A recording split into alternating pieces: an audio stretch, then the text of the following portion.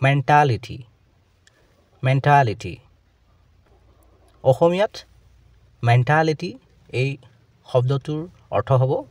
মানসিকতা বা চিন্তাধাৰা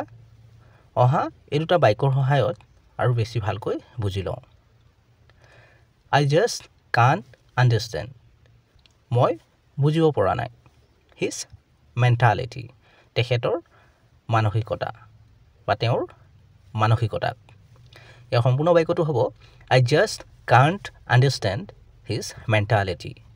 মই তেখেতৰ মানসিকতাক বুজিব পৰা নাই I'm coming in with a different mentality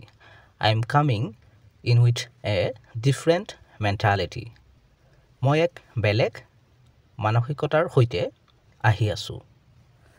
চেনেলটো ছাবস্ক্ৰাইব কৰি ল'বা কাৰণ এনে ধৰণৰ ভিডিঅ'বোৰ ইয়াতে পাই থাকিবা